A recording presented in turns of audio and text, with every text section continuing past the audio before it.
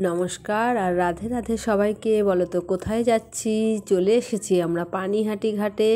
আজকে কুম্ভ মেলার যে তিথি থাকে সেই তিথি অনুযায়ী তো আমরা কুম্ভ মেলায় যেতে পারিনি, তাই শুনেছি চৈতন্য মহাপ্রভু নাকি পানিহাটি ঘাটে স্নান করেছিল এবং ওখান থেকে খাওয়া দাওয়া করে ওখান থেকে গেছিলো কোথাও একটা, আমি হয়তো পুরোটা জানি না। ওই দেখো লেখা আছে চৈতন্য মহাপ্রভু শ্রী মন্দির, আর ওখানে সব ধরনেরই দেবতারা আছে।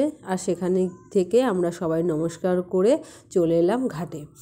ঘাটে এসে এবার স্নান করার পালা। দেখো এখানে সরস্বতী ঠাকুরও নিরঞ্জনের জন্য নিয়ে এসেছে সবাই, আর আমিও স্নানের জন্য প্রস্তুত হয়ে গেলাম। চলো স্নানটা সেরে ফেলি।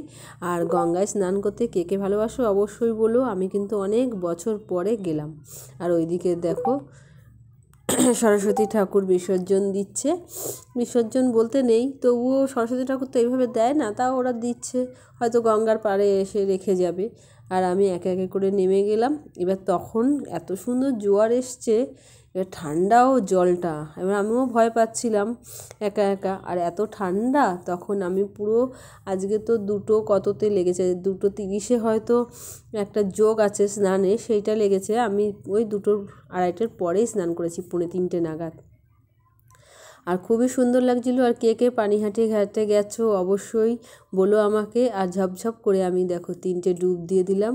ঠাকুর যেন আমার মনস্কামনা পূর্ণ করে, আমার যেন কষ্ট দুঃখ দূর করে, আর কিছুই চাই না আমি। আমার মন যেন শান্ত রাখে সব সময়। যাই হোক, স্নান তো সারা হয়ে গেল। এইবার চলে এলাম স্নানের পরে জামা কাপড় চেঞ্জ করে। আমি, আমার বান্ধবী আর বান্ধবীর মেয়ে, ওটা সবাই মিলে একটুখানি ছবি তুলে নিলাম। আর কেমন লাগছে অবশ্যই আমাকে জানিও। আমাকে তো পুকুরেও স্নান করা বারণ, কিন্তু তবু আমি মানিনি। তারপরে স্নান সেরে একটু চা খেতে শুরু করলাম, কারণ তোমরা তো জানো চা আমার প্রিয়। এইবার দিদিদের স্নান করার পালা। ওরাও তাড়াতাড়ি ঘাটে নেমে গেল। এই যে আমার দিদির ছেলে, ও চলে আসলো, এসে ও স্নান করতে চলে যাচ্ছে।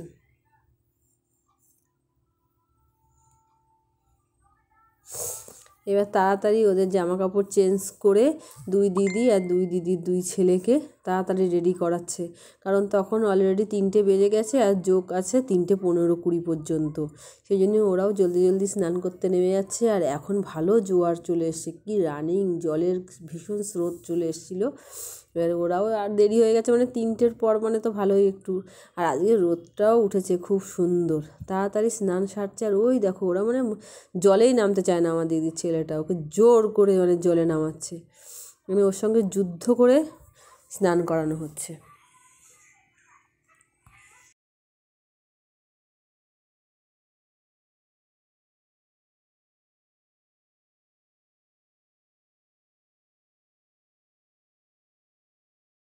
তো আমার দিদি কি বলল তোমরা তো সবাই শুনলেই, যে আমার দিদি কি বলল। এখানে সত্যিই ভাগ্য করে আমরা আজকে স্নান করতে এসেছি। অনেক মানে কপালে না থাকলে হয়তো এইসব হয় না। তবু আমরা স্নান করে তারপরে কি সুন্দর তিলক কেটে দিল, দেখেছো আমাদের একদম চৈতন্য মহাপ্রভুর মতন তিলক কেটে আমরা বেরিয়ে পড়লাম ওখান থেকে।